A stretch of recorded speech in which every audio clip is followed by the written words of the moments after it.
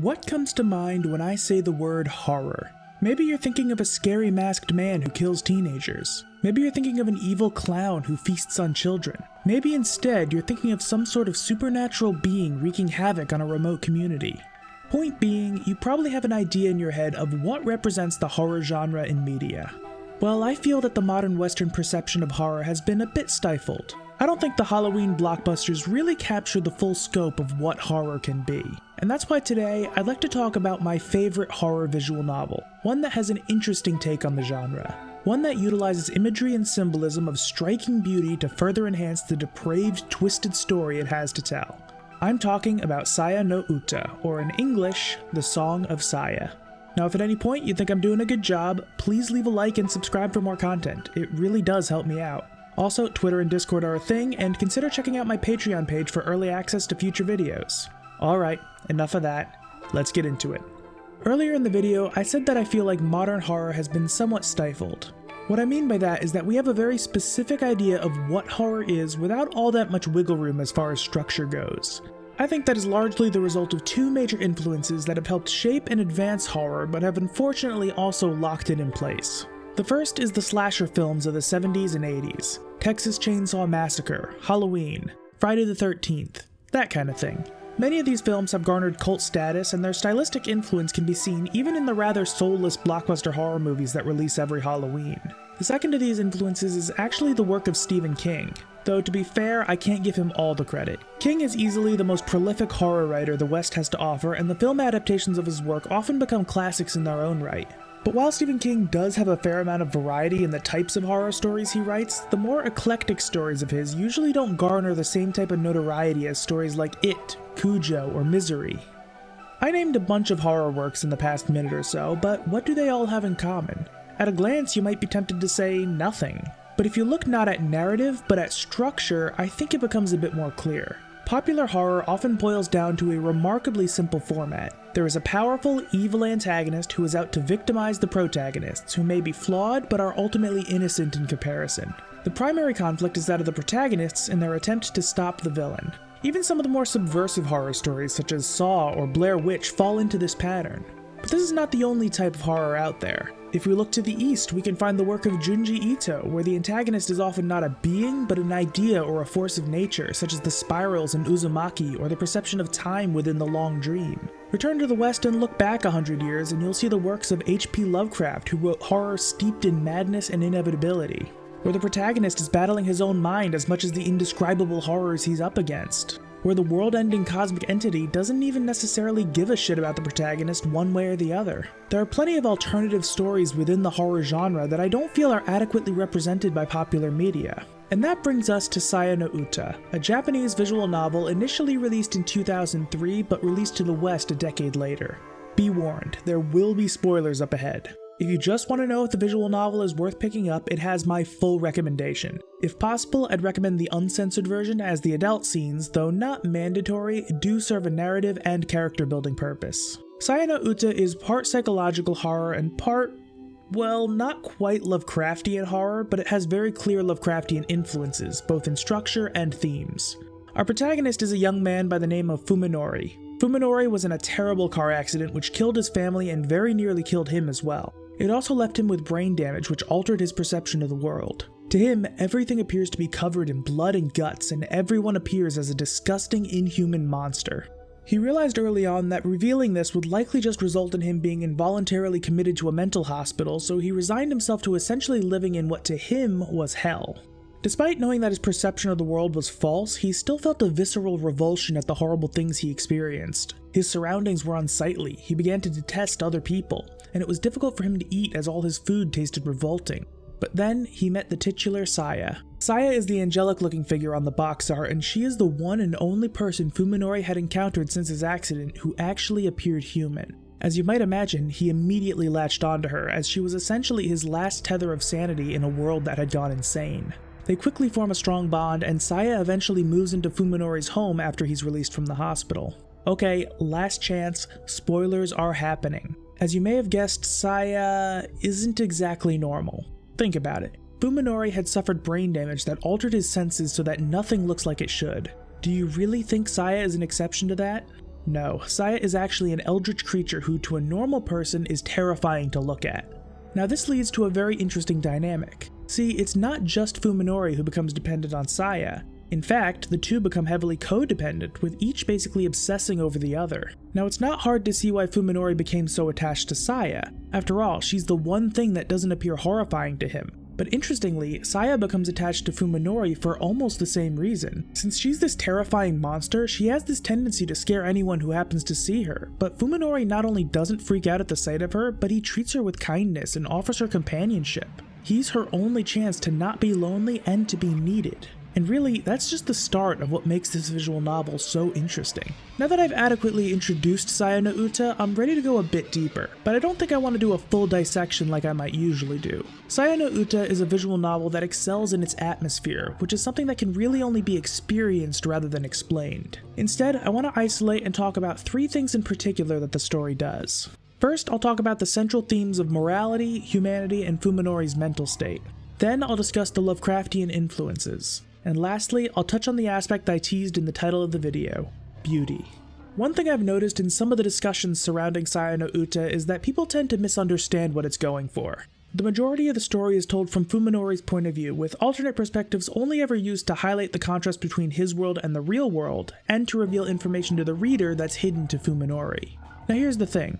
Fuminori's brain injury not only made the world terrifying, it also made otherwise repulsive things much more palatable, the prime example being Saya herself. I'll talk about this a bit more later in the video, but this is an important thing to be aware of. We are viewing this story from the perspective of someone who has a warped view of reality, and as such, many good things are portrayed in a negative light and vice versa. I've seen people argue that the story excuses horrible things in order to paint Fuminori and Saya sympathetically, but I think that's grossly missing the point. The story of Saya no Uta is not one of triumph. It's a story of Fuminori's descent into madness and the rejection of his own humanity. Stylistically, these things come across as positives, but that's only because we're viewing the world through Fuminori's eyes. Let's look back to Fuminori's early days after the accident and after leaving the hospital. He got over his initial fear after accepting the reality of his brain injury. Logically, he knows that everything's not real, but he can't help but react viscerally to his gory surroundings and to the disgusting appearance of other people. I imagine this would wear on anyone.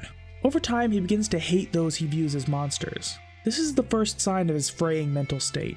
He acts coldly and even cruelly to his friends, and I believe this is made worse by the presence of Saya in his life. While she acts very much as a stabilizing force, she also serves to widen the divide that Fuminori sees between himself and the world around him. And over time, Fuminori slips further and further into his madness and his hatred of the world. I think it's actually very clever. Each step he takes into insanity is marked by his rejection of a moral taboo. Each time he does something evil, he becomes more and more irrational and more dependent on Saya. Though it's not super clear from the art, Saya is described in the visual novel as having the appearance of a child. So the first major taboo that Fuminori broke was to enter a sexual relationship with her. His mind wavered.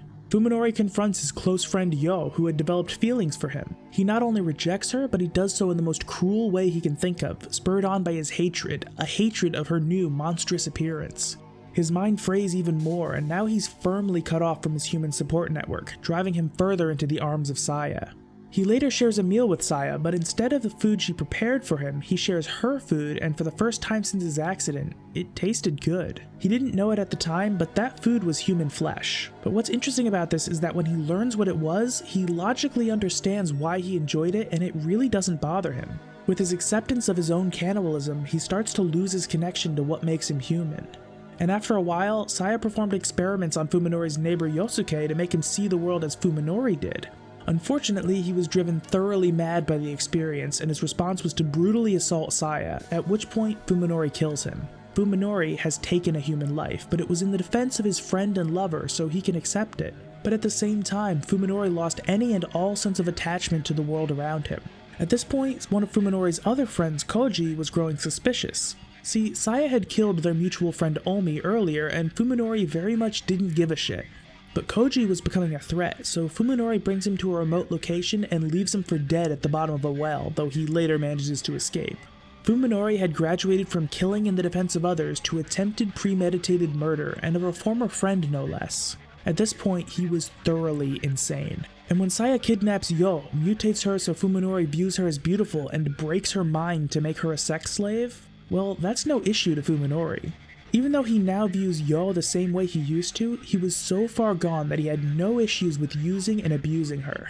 And the greatest show of madness happens at the end. Based on dialogue choices, there are two main endings. One where Koji and another character, Ryoko, who I'll talk about later, are able to successfully stop Saya and Fuminori, and one where they are not. If Koji and Ryoko successfully subdue Saya, this is too much for Fuminori to handle. His mind is gone, and the one thing he viewed as beautiful has been torn from him, so he kills himself in probably the most metal way I've ever seen. He slams a hatchet into his own face multiple times. The final conclusion to his insanity. So why did I go over this? It's to illustrate that every step of the story shows Fuminori descending further and further into madness and away from humanity. When you look at these things objectively, this is not a happy or good story. It's a tragedy told from the perspective of someone who just doesn't care. Fuminori and Saya are morally indefensible, but the story doesn't set out to pass judgment on their actions and is instead content to let the readers do as much for themselves. No, Saya no Uta is a tale documenting the fall of Fuminori, and quite frankly, that was the part that made me excited to continue reading. Not the eldritch shit involving Saya, or the direct conflict of Fuminori and Saya versus Koji and Ryoko. Saya no Uta is a story of madness, and I think it's a shame when people miss that.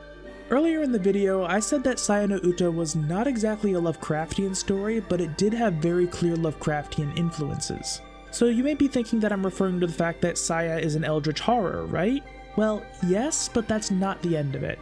So let's talk a bit about Saya. The details are kept pretty vague throughout the story, but we learn that Saya is part of a cosmic race and, like all living creatures, has a biological drive to reproduce. But the way Saya's species accomplishes this is by sending a creature to the world which will then ingest the genetic material of the living creatures there until it eventually has enough information to bloom, where it'll release spores which will terraform the planet and mutate all its flora and fauna, presumably into new members of this eldritch species. So we can see that stylistically, there's some Lovecraft there. The idea of a supremely powerful cosmic horror that wants to fuck up the world is definitely a major part of the lasting pop culture influence of Lovecraft's work. But I personally wouldn't call this a proper influence as much as it's a nod towards Lovecraft.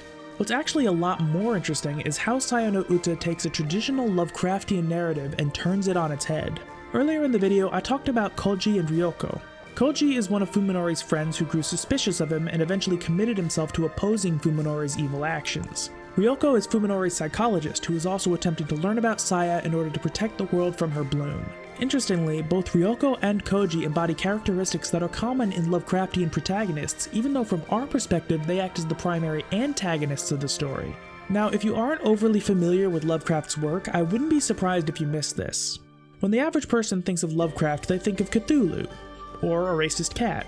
The structure and characters of Lovecraft's stories simply aren't as widely known nowadays. But there are two things that most of Lovecraft's protagonists embodied. The first is an obsession. Once they glimpse into the world of the unknown, they can never leave it behind.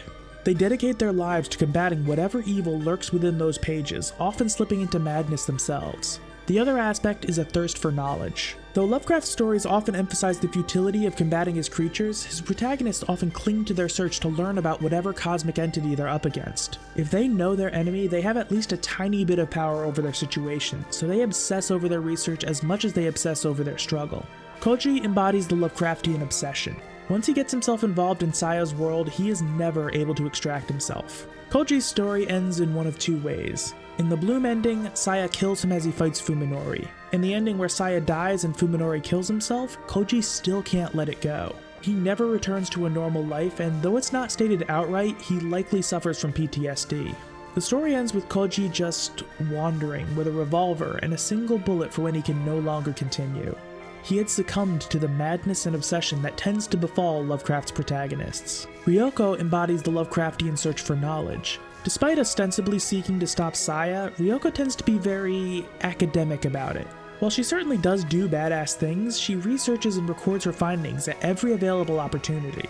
In the ending where Saya blooms and the world begins to mutate, Ryoko spends her last human days consolidating all her knowledge and research into a single book, despite the fact that nobody was left to read it. Doing so gave her a sense of purpose in her final moments, and only once she finished did she allow herself to succumb to the mutations and join the new world. In the ending where they stop Saya, she dies in the process, though if I were to guess, had she lived, she would have continued her research in the hopes of preventing a future invasion from others like Saya.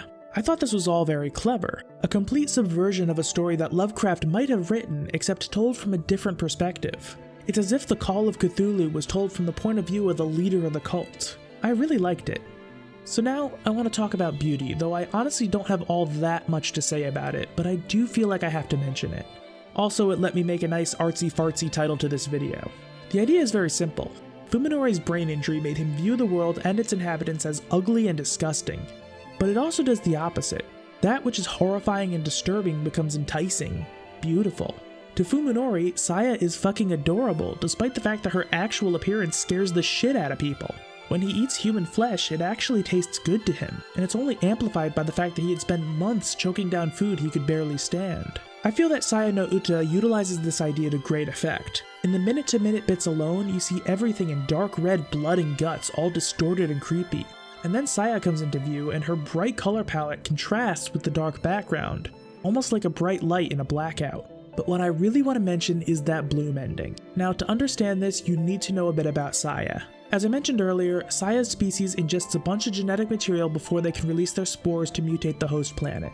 Well, when Saya first showed up, it was at the hands of a scientist who studied her and grew to care for her. He not only gave her genetic material, but learning material. Saya learned complex mathematics and eventually started reading books, and in doing so, she started to become ever so slightly more human. From reading romance stories, she internalized the idea that one must love and be loved before reproduction. This actually overwrote her biological programming that would have her simply bloom as soon as she physically could. This notion is what makes the bloom scene so impactful. When Saya started to bloom, it was because she truly loved Fuminori, and even though the two of them were objectively evil, it's hard to not care at least for Saya, as we've been spending the whole story looking at her through Fuminori's eyes. And when she blooms, we see it as Fuminori sees it. And it's fucking pretty, almost heavenly in how it echoes back to the angelic box art. Again, Saya is not morally defensible. She kills and eats people. She's tortured multiple people and brutally violated Yol to the point of breaking her mind. But Saya no Uta has an interesting way of portraying terrible things. And as Saya quite literally brings about the apocalypse, it's pretty fucking beautiful. If you ignored my earlier spoiler warnings and are now kind of regretting it, don't worry about it too much. While you will miss out on some of the dramatic tension, I'd still say that Saya no Uta is worth picking up. A lot of the experience of Saya no Uta is just that, the experience. While I can talk about plot points and narrative tricks, I can't really convey the intense atmosphere and the anxiety the story makes you feel through its visuals and music. That's something you'll have to experience for yourself. It's actually only $15 for the censored Steam version at full price, though it's an extra $5 if you want the 18+ patch, or $20 to buy the uncensored version outright. If you haven't read it, I'd highly recommend it. If you have, I hope I helped you appreciate it just a bit more. Thanks for watching. As always, if you enjoyed the video, please consider leaving a like and subscribe for more content. This is another kind of experimental video. I know I usually do deep dives that take 40+ minutes, but I wanted to test the waters with more of a targeted critique. This video wasn't as quick to make as the discussion video, but it also didn't take me weeks and weeks, which is good because I'm working on a project that's actually my most ambitious by a factor of 10 at the least. I'm not even exaggerating. If you guys enjoy this, I'm more than happy to put these out from time to time. Let me know what you think in the comments. Big thank you to my patrons whose names will be on screen now, especially my $10 patron Sponix for Fit. I appreciate the support and all your kind words. Follow me on Twitter at adstweets for updates and memes, and join my Discord server linked below for some fun times. We post memes and discuss stuff. Once again, thank you all for watching, and I'll see you next time. Play the electro swing.